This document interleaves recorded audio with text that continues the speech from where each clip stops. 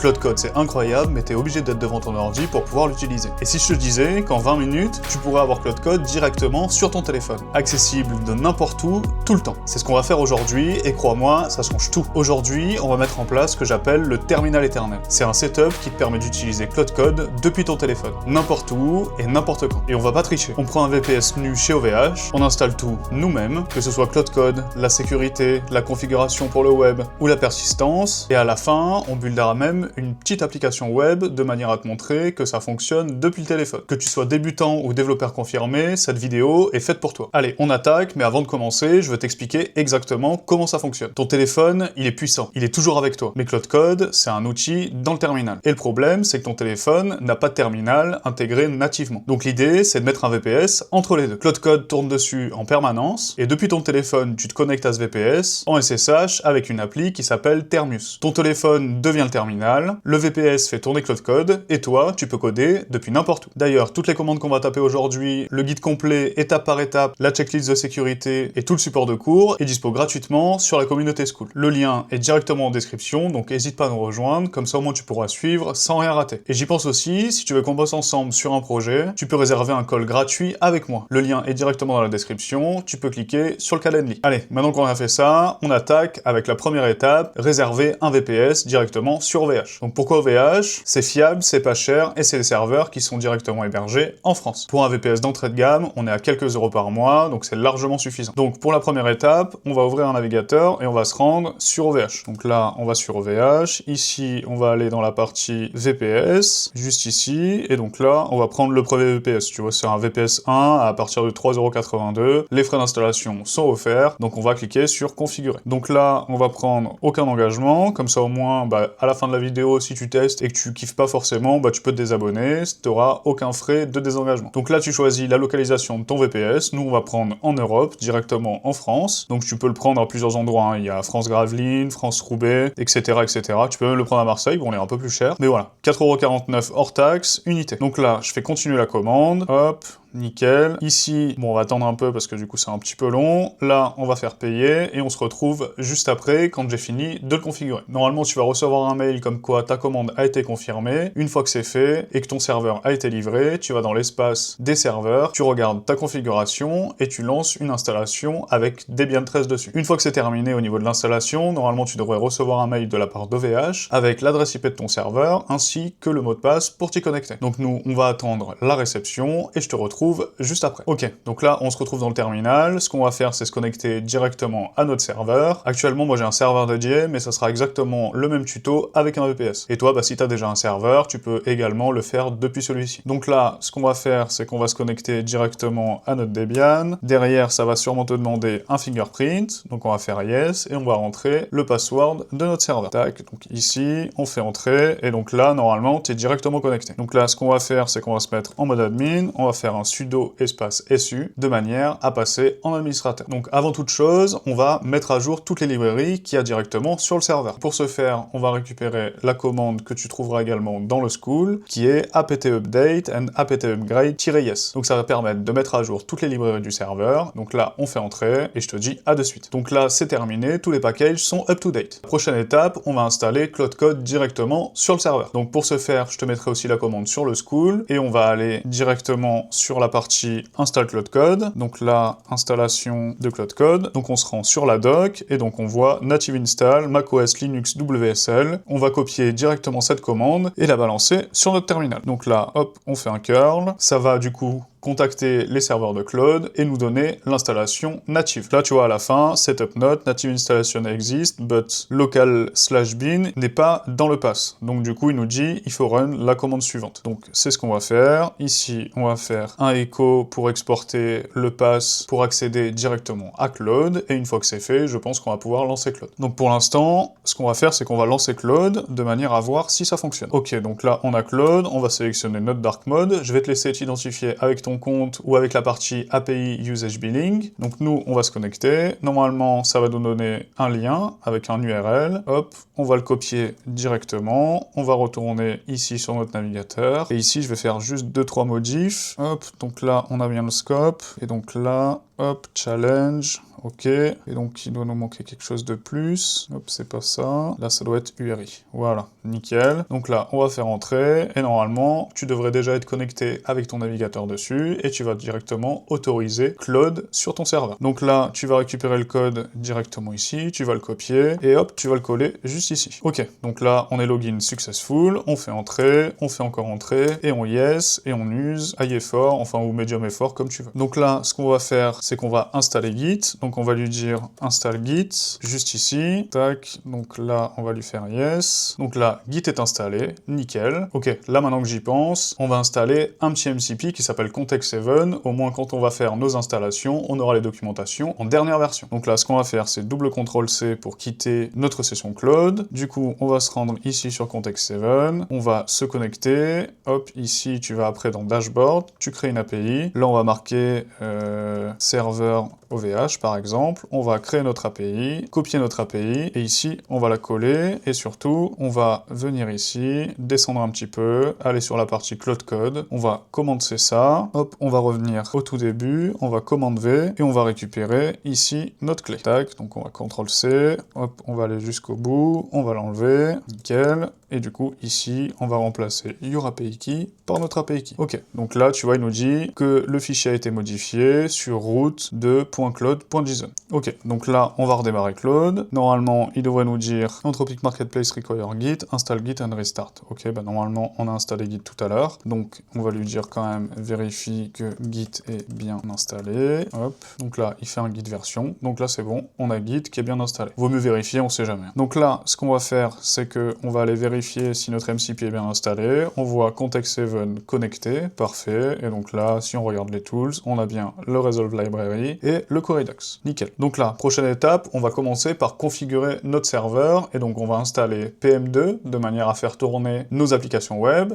Et on va utiliser Nginx de manière à faire un serveur web qui va servir nos applications web en se basant sur le process de PM2 qui tourne directement derrière. Et surtout, on va sécuriser notre serveur en installant fail2ban. J'y pense. On n'a pas installé Tmux. Tmux, c'est une librairie qui permet d'instancier les sessions de Cloud Code. À quoi ça sert? Bah tout simplement, imaginons tu as une perte de connexion à ton serveur, bah quand tu vas te reconnecter, tu vas pouvoir retrouver ta session de Claude. Sinon, bah à la déconnexion, tu vas revenir sur ton serveur, tu vas relancer Claude, et au final, bah tu vas perdre l'instance sur laquelle tu étais. Alors qu'avec Tmux, bah tu vas démarrer une session, et cette session, une fois que tu te reconnectes, bah tu peux la réinvoquer. Et donc ça va nous permettre, imaginons tu es sur téléphone, tu es dans les transports, tu as une déconnexion de ton serveur, bah du coup, tu vas garder en mémoire ta session Tmux, et une fois que tu te reconnectes au serveur, bah tu peux reprendre là où t'en étais. Et t'as pas besoin de redémarrer une instance Cloud Code, ça restera figé sur ton serveur. Donc ce qu'on va faire, c'est qu'on va lui dire installe Tmux. Hop, parce que l'avantage c'est ça, c'est qu'on a un outil qui s'appelle Claude, et lui, il est capable de faire n'importe quoi. Donc on va lui demander de faire l'installation, et une fois que c'est terminé, on va l'utiliser directement en quittant Claude. Donc là, l'installation est terminée, donc on va double CTRL-C pour sortir de notre instance, et on va directement lancer une session de Tmux. Là, normalement, je te mets directement la commande dans le school. Moi, je l'ai préparé juste à côté. Pour ce faire, tu fais un tmux,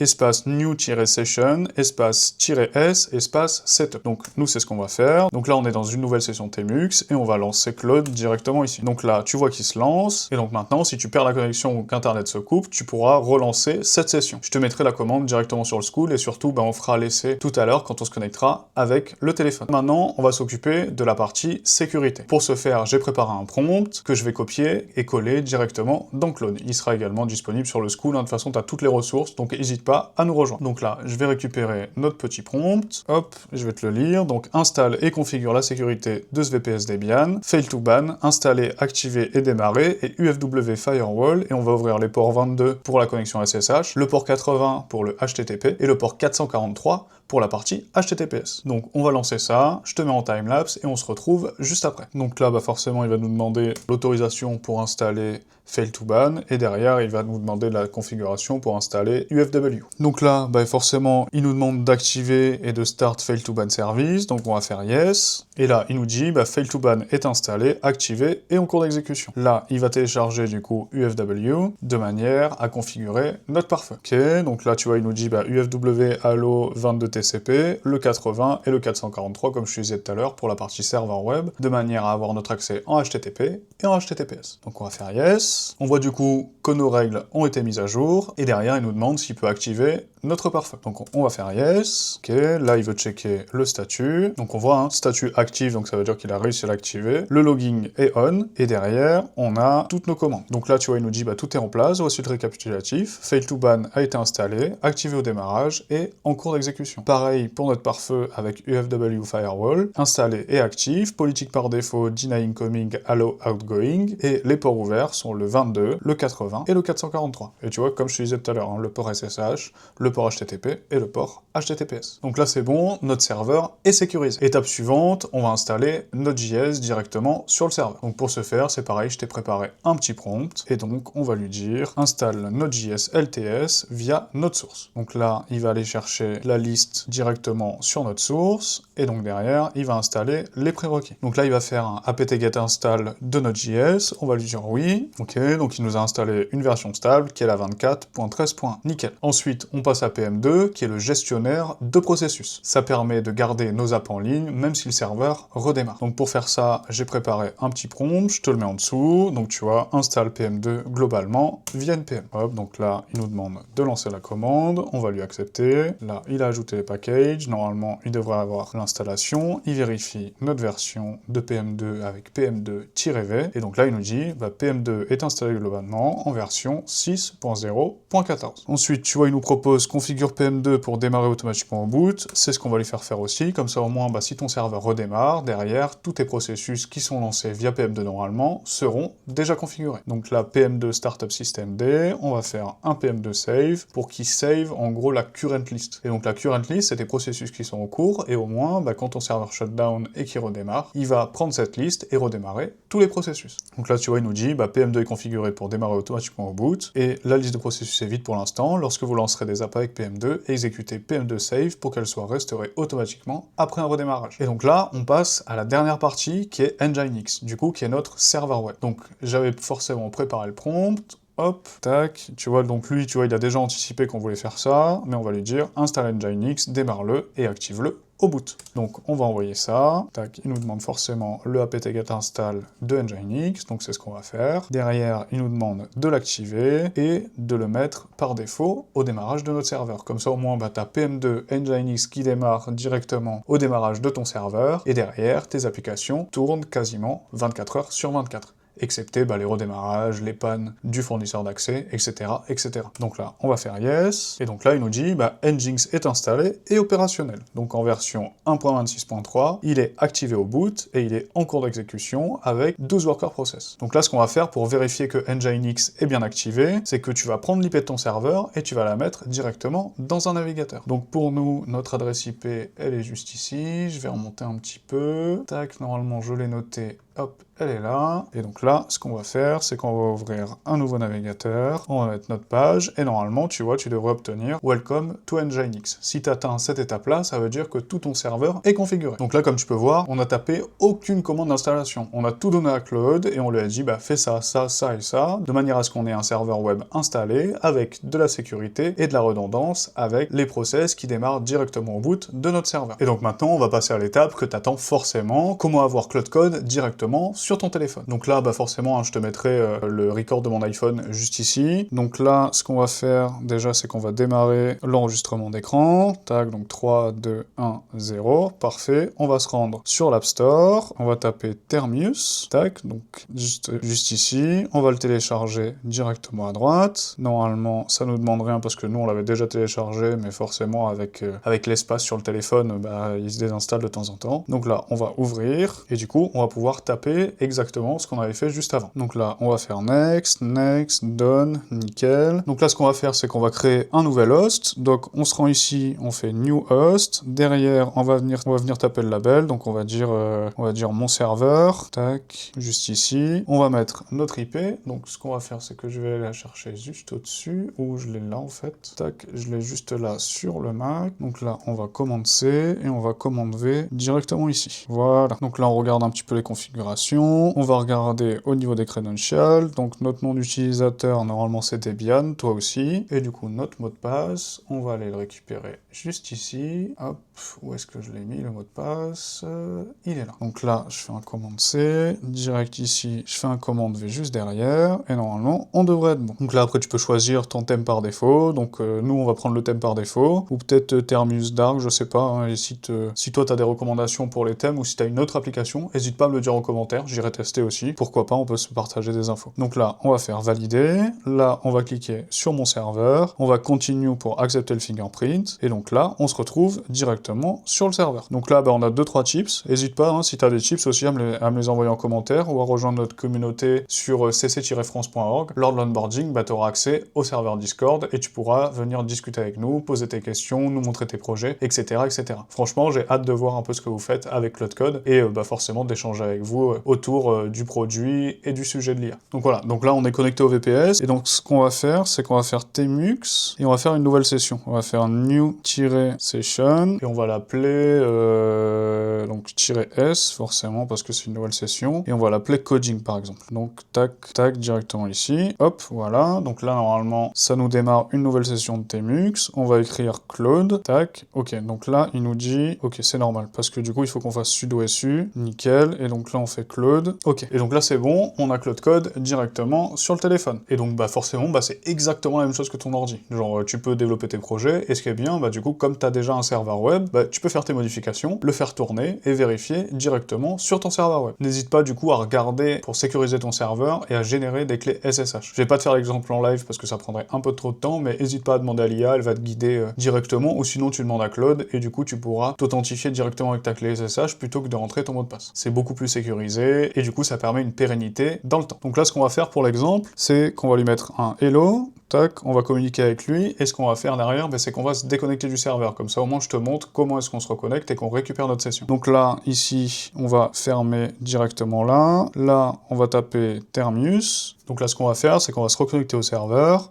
Donc on va aller sur mon serveur, donc là tu vois qu'on est ici, donc on va faire un tmux attach-session-t, et notre session du coup elle s'appelait coding, donc on va mettre coding directement ici, tac, hop, coding, tac, on fait entrer, et donc tu vois, on revient sur notre session. Donc tu vois, on était en mode hello, c'est ce qu'on lui avait envoyé tout à l'heure, et tu vois qu'on n'a pas perdu notre session de Cloudcode. Donc c'est exactement l'objectif qu'on voulait au départ. Que tu puisses avoir accès à Cloudcode n'importe où depuis ton téléphone, et que si tu as une déconnexion, c'est pas grave. Tu te reconnectes, tu lances tes mux, tu réattaches la session que tu avais créée, et tu te retrouves exactement sur ton Cloudcode. Et au moins, tu n'as pas besoin de relancer 10 fois l'instance. Donc là maintenant, ce qu'on va faire, c'est qu'on va créer une petite application web, et qu'on va l'héberger directement dessus. Et on va tout faire depuis le téléphone. Donc là, normalement, je t'ai préparé un prompt. Donc ce qu'on va faire ici, c'est qu'on va le coller. Donc là, on va faire créer un projet Next.js avec TypeScript et Tailwind CSS, une landing page simple et moderne. Et on va lui dire use context 7. Comme ça, il va aller chercher nos dernières documentations. Et c'est pour ça, tout à l'heure, justement, qu'on a installé notre MCP de context 7. Donc là, on fait entrer. On va attendre qu'ils mettent tout ça en place, et derrière, on se retrouve quand c'est terminé. Donc là, on va faire yes, on va lui autoriser. Donc, hop, hop, on va faire yes, nickel. Tac, ouais, hop, hop. Donc là, tu vois qu'il est en train de créer notre projet Next.js. Donc il veut lancer la commande, vas-y, il n'y a pas de souci. Ok, donc là, il a créé le projet. Il va regarder la structure générale, donc tu vois, il nous a créé un dossier qui s'appelle MyLanding, de manière à faire notre première landing page. Là, on va lui autoriser, donc on va faire entrer, là, c'est pareil. Donc c'est quand même fou, hein, tu vois, tu peux coder directement depuis ton téléphone, t'as plus besoin d'être derrière l'ordi, tu te balades avec ça, t'es dans les transports, tu peux l'utiliser, t'es aux toilettes, tu peux l'utiliser, t'es dans l'avion, si t'as le wifi, tu peux l'utiliser aussi, et donc peu importe où t'es, tu peux coder depuis ton téléphone, c'est quand même incroyable. Donc là, on va attendre qu'il termine, je te mets en timelapse, et on se retrouve juste après pour voir le résultat, et surtout pour le mettre en prod avec le serveur web qu'on a configuré au départ. Genre PM2, du coup, ça va nous permettre de lancer le process en infini, et Nginx, ça va nous permettre de servir la page qui tourne directement en localhost. Donc là, il veut overwrite la page.tsx, donc c'est ce qu'on va faire. Tac, ici, il va tester le build directement. Donc là, parfait, build réussi sans erreur, nickel. Ok, nickel. Tu sais quoi, on va lui dire de lancer le serveur de dev. On va lui dire ça, voilà, lance le serveur de dev. Donc tu vois, il y a même les pré-shots. Il y a même la possibilité, du coup, d'avoir la prédiction directement dans le chat, comme on l'a sur Cloudcode habituellement. Ok, donc là, on va lui dire, vas-y, il n'y a pas de souci. Nickel, donc ça, parfait. Donc là, ce qu'on va faire, du coup, c'est qu'on va essayer de le pousser un peu plus loin. Tac, là on va passe, et on va lui dire, modifie la landing page, ajoute un hero section avec un titre terminal Ethernet et un sous-titre Cloud Code depuis ton téléphone et un bouton. Design sombre et moderne. Vas-y, hop, on va lui faire ça.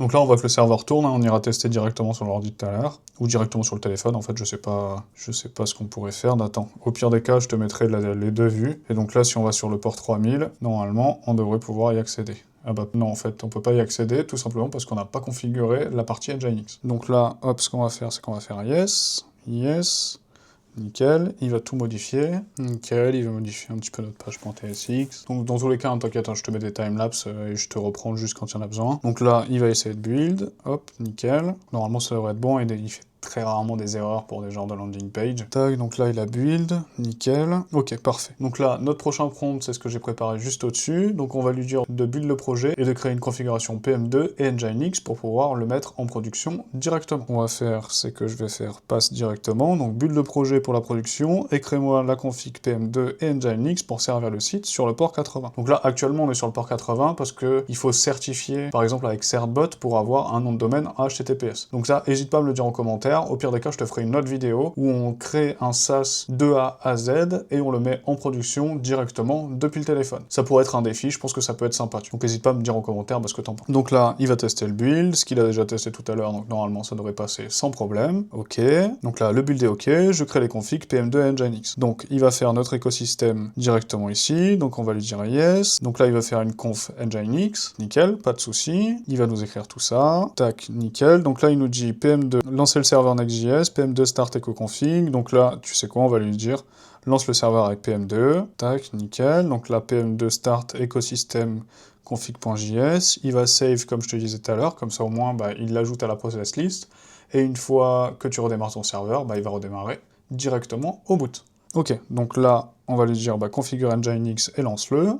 Tac, donc il va vérifier la version de Nginx, ok, nickel, il va aller créer les configs dans Site Available et Site Enabled, ok, donc là normalement devrait être bon, et là du coup, il va vérifier la configuration de Nginx avec la commande suivante, Nginx espace-t, de manière à tester si les configurations qu'il a mises en place sont les bonnes. Donc là, il va start Nginx, donc là on est bon, il va vérifier, il va faire un curl, ok, nickel, donc on a un HTTP 200, ok, et donc là, normalement, on est bon, ok, tout fonctionne, Nginx est opérationnel, le port 80, c'est un proxy vers Next.js sur le port 3000. Donc là, on a un statut ok, X-powered by Next.js, et le cache, page statique servi instantanément. Ok, donc là, normalement, on devrait avoir notre résultat directement dans le navigateur. Donc ce qu'on va faire, c'est qu'on va taper notre IP, et donc là, tadam, on a directement notre site qui est hébergé, et on a fait ça, allez, en 20 minutes. Franchement, c'est assez bluffant. Donc là, voilà, il nous a fait une belle landing page avec notre terminal Ethernet, en ligne, mobile desktop. Bon, tu vois que c'est un peu IA, donc n'hésite pas à utiliser le plugin de Cloud Code de manière à upgrade ton design. Mais sinon, derrière, tu vois, tu fais ouvrir le terminal, prêt à coder partout, etc., etc. Franchement, il nous a fait un truc pas mal du tout. Donc là, ce qui est bien, du coup, c'est que t'as ta Terminus directement sur ton téléphone, et du coup, tu peux aussi te rendre sur le navigateur. Voilà, maintenant, t'as ton terminal éternel. Si t'as appris des choses dans cette vidéo, n'hésite pas à lâcher un petit like, un petit commentaire, à t'abonner à la chaîne, et surtout, à rejoindre notre communauté, que ce soit sur Skool ou sur CC France, pour accéder directement au Discord. Et aussi, tu peux me suivre sur les réseaux, comme Instagram, TikTok et autres. J'essaye de faire du storytelling autour des gens de la tech qui nous ont permis d'arriver aujourd'hui à l'IA. Donc grâce à ce VPS, à quelques euros par mois chez OVH, Cloud Code installé directement dessus, et Thermus sur ton téléphone, bien évidemment avec Tmux pour la persistance, comme je t'ai montré tout à l'heure, avec le Tmux Attach Session, pour récupérer la session qui était en cours avec ton Cloud Code, et je t'ai même prouvé que ça marchait en mettant un petit site directement en production. Toutes les commandes, le guide complet, la checklist, etc., etc. sont disponibles sur le Skool, que tu peux retrouver en description, comme je te disais au début de la vidéo, et bien évidemment, la communauté Skool, elle est gratuite. Si tu veux qu'on travaille ensemble sur ton projet, n'hésite pas à réserver un call gratuit avec moi directement dans Calendly en bas. Et si t'es chef d'entreprise et que tu veux former tes équipes de dev, n'hésite pas non plus à prendre un rendez-vous. Je serais vraiment ravi de les former autour de Cloud Code. Dans la prochaine vidéo, comme je te disais, on va essayer d'aller beaucoup plus loin. On va essayer de créer un SaaS de A à Z depuis le téléphone et surtout le mettre en production directement avec notre serveur web, avec PM2 et Nginx. Donc n'hésite pas à t'abonner pour ne pas rater ça. N'hésite pas non plus à me dire en commentaire si t'as réussi à setup tout ça, et si t'as des questions, je te laisse l'espace commentaire pour me le dire. Sur ce, c'était Para, je te souhaite une bonne journée ou une bonne soirée, on se retrouve la semaine prochaine pour une nouvelle vidéo. C'était Para, ciao!